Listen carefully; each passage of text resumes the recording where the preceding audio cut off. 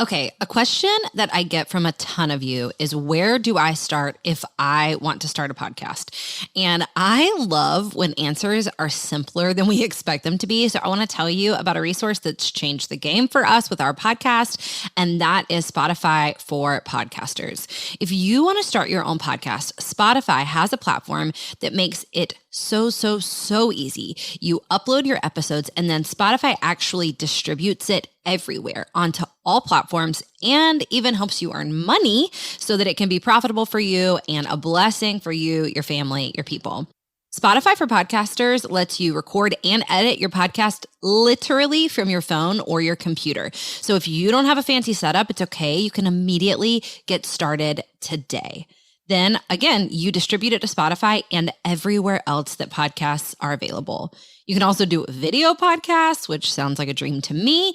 And when you want to take conversations with your people to the next level, you can do Q&A and polls, all sorts of fun things. You can earn money with ads and podcast subscriptions, or you can just get started using what you've got for the good of others and the glory of God. Check out Spotify for Podcasters. I use it. I love it. I highly recommend it. Download the Spotify for Podcasters app. I have it on my phone, highly suggest, or go to spotify.com/podcasters to get started today.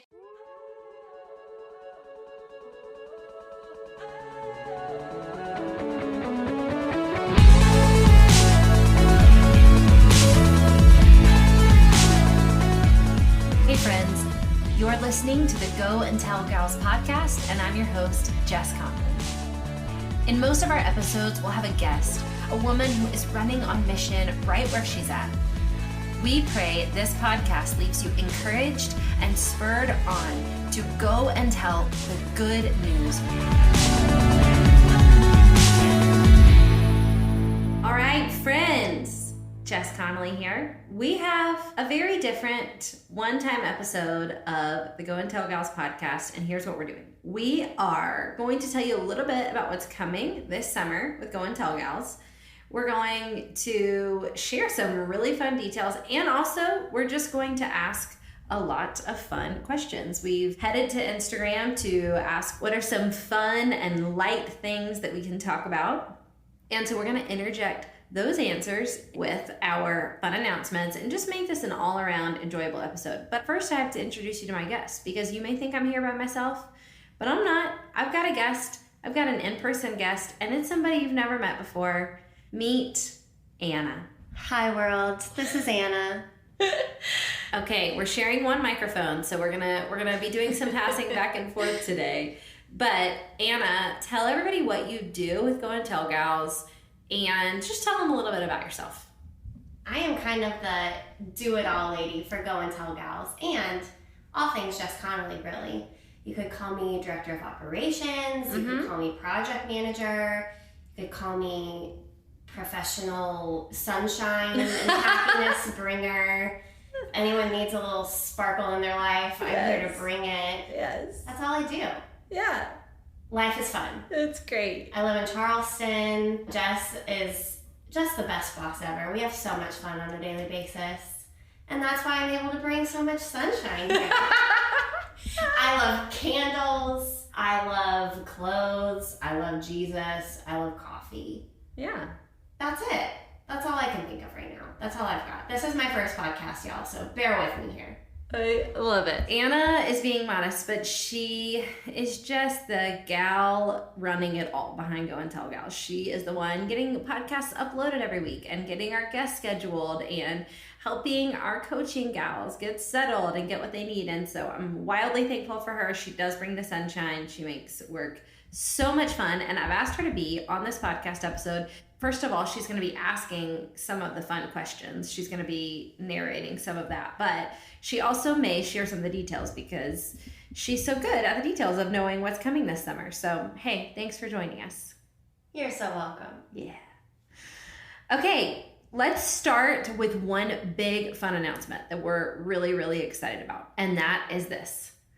On August 2nd, Friday, August 2nd, we are hosting our first ever Go and Tell Gals live event here in Charleston, South Carolina. We cannot wait. We are opening up for about 150 to 175 women to join us for a live recording of an episode, except for it's way more than an episode. We are going to have 5 or 6 guests with us, sharing about their lives, sharing about mission. We're going to have worship, and in general, it's just going to be a fun time of commissioning and a girls' night. Come, bring your friends. If you're anywhere near Charleston, come and make a girls' weekend out of it. And if you can't come, don't worry. We're going to record the entire night and we'll share some snippets of it. Some of it we'll keep for the live attendees, but in general, we're just really excited about being able to host women in person here in Charleston. Come, bring your friends. Mark your calendar for August 2nd. We'll only have about 150, 175 seats. Tickets for that will be $50 and they will go on sale May 16th. Is that right, Anna? That's right. Yeah, so we're so pumped. May 16th, mark your calendar to grab your ticket, and then the actual event will be August 2nd. So can we share a few of our guests that will be at the live event? What do you think, Anna? I think you can share a couple. Okay, why don't we share 4? Okay. We'll start with 4. I'll be there, I don't count. Yes, you do. You count. You Okay. for sure count. Thanks. I'll be there. I don't count. You totally count. So the first guest I want to share is someone, I would say maybe the number one requested guest that we've had for the podcast, which has only not been on the podcast because of scheduling and life and for no other reason than that. And that is my dear friend, Rach Kincaid. So I know you guys are going to be so excited. You've all requested a million times that she be on the podcast. And listen, here's the thing. I talk to Rach almost every day on the phone. It's not like we don't talk, but she is in such a busy season of life, and so I just wanted to respect her schedule. But if I can spend a night having fun with her and introducing her to my friends, you know I want to do it. So Rach Kincaid is going to be joining us at the Go and Tell Gals Girls Night Out on August 2nd. Also, one of our very first podcast guests, Michelle McKinney, is going to be back for the Go and Tell Gals Girls Night Out on August 2nd. She'll be here in Charleston live for that event. If you have not listened to Michelle's episode, you absolutely should. It's episode 2. Michelle is a coach. She's a dreamer. She is a woman on mission, and I love her, and I love spending time with her. She's so inspiring. Yes, absolutely so inspiring. The next 2 guests, guests 3 and 4 for the night, are also wildly requested on the podcast. And they've both been on the podcast before, but they will be here at the live event. And that is my mom, Deb Hopper, and my sister, Katie Walters, will both be there for the event live. So that's not all the guests. That's just 4 of the women that we're going to have sharing about mission and what it looks like in their lives and encouraging you. And yeah, we want you to be able to come to that event and bring your friends and leave feeling very equipped and very encouraged. So mark your calendars, May 16th, tickets go on sale, and the actual event is August 2nd. Okay, That's huge it. fun announcement. We're so pumped. So excited. Here's what's next. Let's do a few fun questions. So I've got a few already written down, Anna. Let me do mine first before you hit me with the really wild fun ones that I can't control, okay? I might make you answer a few too. Okay, I'll throw some out there. I got a lot of what are you most excited for about summer? And here is what I'm most excited about. Reading.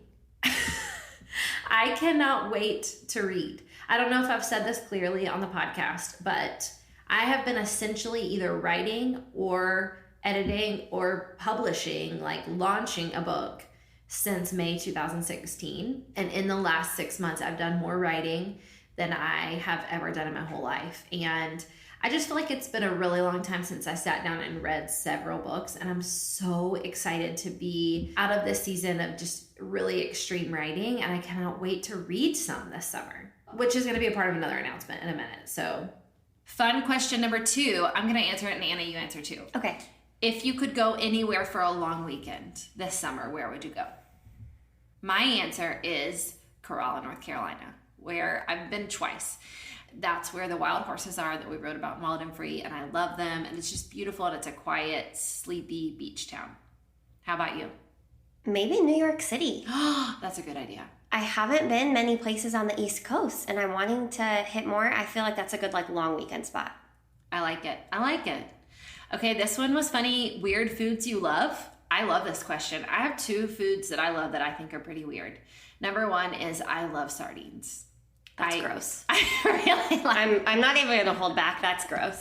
I started eating them because they were healthy a few years ago, and now I don't eat them enough because my family complains because they're so smelly. One time, I'm just going to segue into a story because anytime someone says sardines, I was flying to California earlier this year, and the woman next to me opened up a can of sardines in the actual seat next to me on a 4-hour flight to California. I'm pretty sure that's literally illegal. I think it's illegal. Wow. So that really, I think, is where my disdain for sardines comes from. Wow. Yeah. Okay, my other one is kale. I just actually like kale, and I think most people joke about like, oh, we have to eat kale, but I like the taste of it. I don't know if there are many weird foods that I do like. There are just lots of common foods that I don't like. Okay. Like, I hate ranch dressing. Yes, you really do. Yeah. You hate all dressing. I really do hate all salad dressings. We're getting real on the internet. People are going to judge me. I eat dry salad. I love it. I love it. Okay, while we're talking about fun things, let's pause and let's go back to books and what does reading and books have to do with Go and Tell Gals and the podcast. And that is that this summer we're launching a book club. And we're really excited about it. We went to you guys and asked you, hey, what do you want the summertime podcast to look like? What do you want to do this summer? And we heard from so many of you, we want to read and we would love to have an online book club. And so for the month of June, and then for the month of July, and then for the month of August, we're going to read 3 different books together and have the authors on the podcast. And I picked the 3 books that genuinely I just really wanted to read this summer and that I felt like would set a really good tone for the summer. So our June book club book that I'm so excited about is Come Matter Here by my friend Hannah Brencher.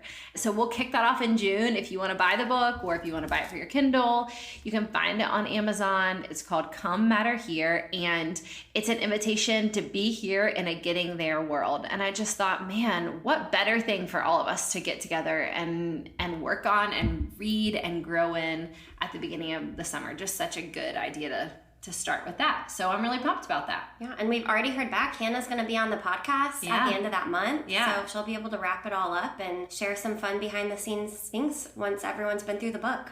Okay. All right, Anna, do you have some fun, weird questions? You can hit me with any of them. I won't be mad. I haven't pre-planned any of these. We haven't. These are all fresh, on the spot. One of my favorites was if you had to choose a walkout song, like in baseball, when all the players have a walkout song, what would that be? Okay, mine is 7-Eleven by Beyonce. How about you? Mine is Cool by the Jonas Brothers. I am the world's biggest Jonas Brothers fan. Joe, Nick, Kevin, if you're listening, I love you. So yeah, it would definitely be Cool. Okay, I saw one get asked on Instagram. This one actually got asked by Ruth Simmons, my dear friend, and she said, what is the most embarrassing thing you've done on stage while teaching? I'm assuming is what she means. Now, I have 2 that I want to share about. One is, okay, so at women's events, a lot of times we'll do like an altar call, or like at the end of my message, the band will come back up and the prayer team will come. And so I had talked to the organizers of the event and I'd said, when I get to this point in my message, the band can come up and that means I'm closing. And I think it was a particular passage of scripture. Like when I read John 15, that's when you know I'm almost done and the band can come up. And for whatever reason, God kind of led me. I thought it was God. I don't know if you can say God led you. I really thought it was God in the moment. But I ended up using the scripture rather than near the end of my time teaching, like 30 minutes in. I used it near the beginning, about 5 minutes in. God did not want you to speak that time. And the band came up, and I could tell the whole prayer team came up. They had like a dozen women ready to pray for women, but I was only like 5 minutes into teaching. And so I basically had to make a 40-minute message like an 8-minute long message, because I didn't want the band to just play for 30 minutes. And I didn't want to awkwardly say, sorry, my bad, I'm not really done. You guys, I've never heard this story and I am in my chair dying. I'm cringing. I can't imagine. It was really embarrassing. And thankfully, the organizers of the event were not mad. They were like, really? listen, They were it's what expecting this you is. to speak for like 40 minutes. I and you know. spoke for like 8. They weren't mad at all. But that was one of the most embarrassing things. And I would say probably the worst time teaching I've ever done, just because I had about 30 more minutes of message to give. A lot to cram in. Then you were here for this next one, and it didn't come to fruition, but I thought it was. One time, Anna went to a speaking event with me, and I was fairly certain the whole time I was on stage, because of the way the lights were hitting me, that my shirt was see-through. She swears to me that it wasn't. I would not have let you go through with that. Okay, but the whole time I was on stage, I don't know if you've ever felt that way, but the way the lights were hitting, I was like, Did you feel like you were in like an underwear dream? I did. I felt like I was in a bad dream. And I just couldn't tell if everyone in the whole room was entirely offended or if it was fine. I don't know. It was fine, I promise. Okay, you got one more question, and then maybe we'll do another announcement. Yes, I do. I like this question because everyone on the podcast loves when we talk about the Enneagram. Do you ever wish you were another Enneagram number? No, I don't. I think that's a pretty Enneagram 8 response. I'm an Enneagram 8 on the podcast. If you don't know anything about the Enneagram, we always suggest go to the enneagraminstitute.com. We're big fans. It's a personality test. I'm an Enneagram 8, which is known as the controller, or what's the better Challenger. word for it? The challenger. And I do know a lot of people don't love being their number, but I think a lot of 8s love being 8s. So if you love being an 8, then this is my question. This is no question. Is there then another number that you really, not that you don't value all the numbers, but is there one number that sticks out to you that you're like, oh wow, I really like respect that this number acts this way? That's a great question. I think you know this. I've told you. So Anna's a 3, an Enneagram 3, and I love an Enneagram 3. If I could have 10 more Enneagram 3s in my life, I would. I respect and value people who like to get stuff done and get ahead. And Enneagram 3s and Enneagram 8s can get along really well. I also, they say about Enneagram 8s and Enneagram 1s that they will either tear each other apart or be the best of friends. Mm-hmm. And Nick is an Enneagram 1 and I'm an 8. And I think we spent many years just trying to tear each other apart. But now you've learned. And I would say now he makes me really respect Enneagram 1s. So I do. I heard a quote one time where someone said, Enneagram 1s are the best of us, and I feel that in my marriage for sure. Yeah. That's great. Okay, on Enneagram, while we're still here, we'll pause here. Somebody asked, this was so funny on Instagram, the most Enneagram 8 thing I've ever done. And I would say I have seasons and I have moments. There are a lot of people in my life who do not know that I'm an 8. Do you feel like it comes across in our day-to-day life? No. You probably experience more of my 7, huh? I think I do. Yeah. Yeah. I feel like some of my job is like balancing your 7. A lot of my job, I feel like I'm a fun sucker because you want to do fun things. And I'm like, no, here's what we actually need to do. It's very true. So I am an Enneagram 8, but I'm, technically the boss. I'm like, no, we can't go on a sailboat today. That sounds like so much fun. I really want to, but we actually have 105 other things we need to do. I would say my Enneagram 8 gets checked at the door when it comes to being a boss, which is interesting because I just know it can be really strong and really overbearing. So I try to give other people authority. So I would say it's interesting. My coworkers probably don't experience my 8 a lot. You experience my 7 a lot. Mm-hmm. I will stop a meeting and do a headstand if I want to in a minute. Mm-hmm. But it comes out in other areas. So I would say the way I teach and the way I write is, if you've ever heard me actually teach the Bible or read any of my books, that comes out strong in my 8. But when I think back, before I knew what the Enneagram was and before I knew I was an 8, when my kids were little, I think back to how I functioned as a mom of little kids, and a few things pop out to me. Number 1, I used to tell Nick that my dream day was when physically no one else touched my kids at all. Meaning I changed every diaper, I wiped every nose, and I would even tell Nick, like, I want to be the one to cut their waffles, and I want to be the one to change every diaper, and I want to be the one to pick them up from every nap. I just really didn't like receiving help as a mom of young kids because I so like to be in control. I obviously didn't know then what the Enneagram was, and I didn't know that that was a need for control in a season that felt very out of control. That's how I used to function as a mom. Now I'm like, you want to cut my kids' waffles, please? I mean, I teach them to cut their own waffles now. But the most Enneagram thing I've ever done is that when my kids were little, I used to plan not only their meals and not only their nap times and not only their every waking activity, but I used to plan their snacks for an entire week out. I would plan the morning snack and plan the afternoon snack and write down what it was going to be. And if anyone tried to like delineate or say like, hey, let's have carrots instead of cheese sticks, I'd be like, no, it's on the schedule. I was a mess. Yeah. See, because I can't picture that. Yeah. I'm in a healthier place now. You know, it's okay.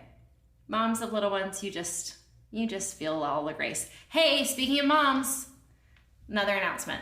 Who's ready? I'm so ready. I've been ready for months. You really genuinely have. I really have. On the podcast next week, Monday through Friday, we don't just have one podcast episode launching. We have one on Monday, one on Tuesday, one on Wednesday, one on Thursday, one on Friday. We are doing an entire week of special episodes regarding motherhood and mission. So we have some women who are moms. We have some women who have never physically mothered anyone, but have spiritually mothered many. We're going to talk about fostering. We're going to talk about adoption. We're going to talk about motherhood. We're going to talk about spiritual motherhood. And this is all in regards to celebrating Mother's Day at the end of the week. And our hope is that it will be encouraging, whether you're a mom who just wants to understand how mission interacts with your motherhood, or whether you hope to be a mom one day and you don't want to feel benched in that season of motherhood, or if you're not a mom and you maybe never plan on being one. We pray it'll also still be really encouraging just to talk about spiritual motherhood. In one episode, we talk about God as our mother and relating to God as mother. It's really beautiful. So yeah, we hope it's going to be really encouraging. We've got some incredible women and an episode every single day, Monday to Friday. Our first ever series. We're so excited. Also, coming from someone who is not yet a mother, I can totally attest that it's going to be relevant for any of us. It's still so mission-based and so encouraging. And we're just so excited for you to hear it. Yeah, that's going to be fun. So that starts next week. We're really, really, really pumped about that.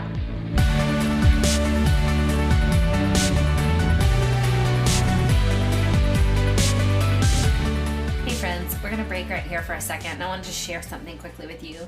A theme for me this year, I sense God taking me back to Psalm 18 and this idea that he has brought me out to a spacious place. And I want to live under the belief that he's brought me out to a spacious place.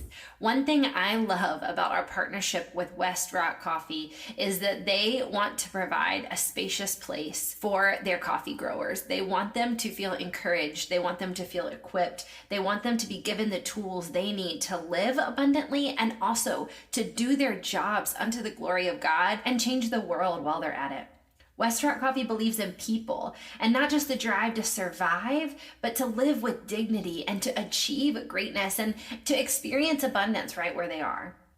You've heard me talk about West Rock, how I love how they partner with individual farmers and what they're doing in the world. But I just wanted to put that on the table today, that I think part of living a spacious life for me, part of living a life where I believe God can move and can do things and can grow and can shift me, is partnering with companies where I see the leaders of those companies doing the same thing, and not just for themselves, but for their employees and for their customers as well. That's why I love West Rock, because they are about abundance.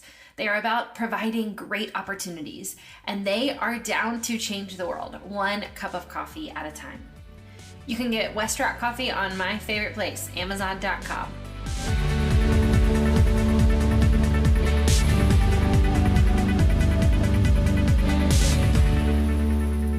Okay, you got a surprise question for me? A funny surprise one? Does your coffee order change in the summer? That's a really detailed question. Yes and no. My coffee order is a standard venti black coffee from Starbucks. Now, you guys know I love West Rock Coffee and I drink a lot of their coffee as well, but if I'm going to order coffee out, it is a black coffee. In the summer, I would say twice a week, I will drink a Cascara cold brew from Starbucks. And I love it. I love it so much. They're pretty life-changing, I'm here to tell you. I got you hooked on them. You did. And I still have been getting them. They're so good. Even if you're not a typical black coffee drinker, I am not. Whatever magic they put in the cascara syrup, foam, whatever, it's so good. It's so good. Okay, a few more fun questions, and then we have one last big fun announcement.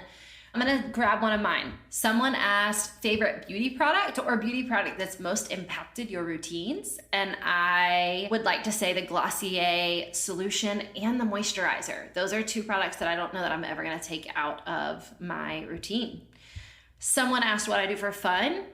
My honest answer is exercise or go to the beach. And here in Charleston, I love to go on a harbor cruise. You can get on one here in Charleston for anywhere from $20 to $40, depending on the day. And they're just so beautiful. You get to go watch the sunset and hang out with your friends. Dolphins. See the dolphins. They're magical. It's a dream. All right, bring us a real funny question. I don't know if this is super funny, but I think it's kind of funny. If you had to live in a store, what would it be? Anthropology. That one's pretty easy. Okay, people did ask what happened to the headstands. I've seen a lot of questions about headstands. I used to do a lot of headstands on social media. Nothing happened to them. I just stopped Instagramming them. She still does them. I still do 1 a day, if not 4 or 5 a day. How long can you hold a handstand? Someone asked. I have been able to hold a headstand 1 time for an entire song. I can't remember what song it was, but it was about 3 minutes. I would say on the regular, I try to hold a headstand for about a minute. Which would be harder for you to give up, coffee or lipstick? I decline to live. That's pretty serious. That's pretty dramatic. Coffee or lipstick? I could give up lipstick. No, I really don't even want to. I don't even want to say this question again. It makes me sad. Pet peeves. Someone asked about my biggest pet peeves. Do you know what my biggest pet peeve is, Anna? I don't know, but I hope I don't do it. You don't do it. I have one very hilarious pet peeve that I'm kind of embarrassed about. I hate when people ask what time it is. We do live in a day and age where no one ever really needs to ask what time it is. This is how I feel. There are phones, there are watches, there are computers, there are actual clocks. I think it's only exacerbated by my kids when they ask what time it is. And I'm like, I have furnished the home with timepieces. Have you taught them how to tell time? Yeah, fair question. I think. All right, let's do 3 more quick questions. First one, we got a lot of questions. Actually, this is not a question I'm going to answer. We got a lot of questions about date night, how to keep marriage spicy, how to keep marriage fun, and that's a semi-announcement that this summer, Nick and I are going to be coming out with some fun digital guides about marriage, date night, and a few little fun products that we've had up our sleeves and in our heads for a while. So keep your eye on that. We're loosely calling it the Summer Lovin' collection. We are. I hope that sticks. Me too. Can cut that out. We did tell Nick the name and he didn't love it. Yeah, but that's okay. He doesn't summer love it. That was not scripted, folks. Okay. Second to last question, favorite pen. This is a no-brainer. This is a no-brainer. It's the best. It's the best. Black, Papermate, Flare, medium weight. Every day, all day. Nice felt tip. They're amazing. And people said, what are the earrings you wear all the time? I wear 2 brands of earrings. Sigfus Designs, that's SIGFUS Designs on Instagram. I love their earrings. We also sell them through All Good Things Collective. And I love Noonday Collection. Jessica Honegger, who started Noonday, is a good friend of mine, and I love what they stand for, and I love their earrings. So that concludes all our fun questions. Here's our very last fun announcement. This month, the month of May, we are launching online classes for the first time. We have 3 incredible teachers that we're partnering with, Jennifer Lucy Tyler, Kanisha Bucks, and Lindsay Falls, and each of them are going to teach 1-hour classes on a different topic, social media, Bible literacy, and bringing peace and joy into your home. And we're gonna make those a really easy, accessible yes for you, an online class that you can take from the comfort and privacy of your own home and rewatch it as much as you want to hear from these really wonderful women. Those classes are going to be $15 each. Super, super inexpensive. 15. 1-5. we're really just trying to bring as many resources as we can to you guys at different prices and different places, because we know everybody's in a different space and wants a different kind of learning and just different kinds of information. So we're excited to give those a shot. They will be on sale very soon. We'll keep you guys updated, but that's all our summer information. We have the Go and Tell Girls Night Out August 2nd. Tickets go on sale May 16th. We have the book club starting in June. We're all going to read Come Matter Here Together by Hannah Brencher. We're super excited about that. That's obviously totally free. We're just going to talk about it via the podcast if you have the book. And even if you don't get the book, you can still listen along. And we are having the motherhood series on the podcast next week. Incredible moms for you to hear from, spiritual mothers and physical mothers. And online classes start in May. So thanks for joining us for this wild and fun episode. I think you guys are all gonna want Anna back, right? I don't know. We might have to take an Instagram vote and see.